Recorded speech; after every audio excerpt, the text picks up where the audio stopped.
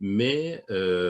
comme tu dis, donc il y a la langue française, et en fait, c'est que les organisations, les petites organisations anarchistes qu'il y avait à Alger ou ailleurs, moi, ce que j'en comprends par le travail de Philippe Bouban, entre autres un historien là, qui a vraiment fait une thèse spécifiquement sur l'anarchisme en Algérie au début du XXe siècle, c'est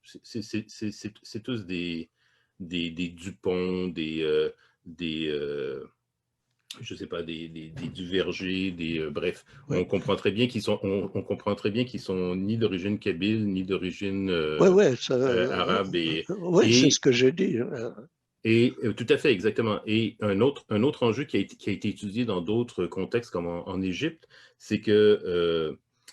les journaux, et ça, je vous laisse en juger par rapport au texte de Mohamed Saïl, parce que je pense que ce n'est pas le cas dans les textes de Mohamed Saïl, mais la presse anarchiste qui était produite en langue anglaise en Égypte ou en français en Algérie n'était pas tout le temps très généreuse envers le peuple, disons. Il pouvait y avoir cette idée que le peuple était un peu primitif, sous-développé, ignorant.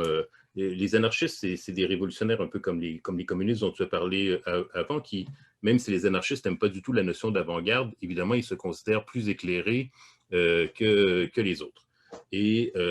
les études qui ont été faites pour l'Égypte spécifiquement, c'est une des explications pourquoi l'anarchisme n'a jamais réussi à séduire la population, c'est qu'en fait, ils lisaient ça, soit qu'ils ne comprenaient pas parce qu'ils ne parlaient pas la langue, et quand ils comprenaient la langue, ben, ils disaient, ben, dans le fond, ils nous traitent de plouc, en fait, pour le dire en termes pas gentils. Et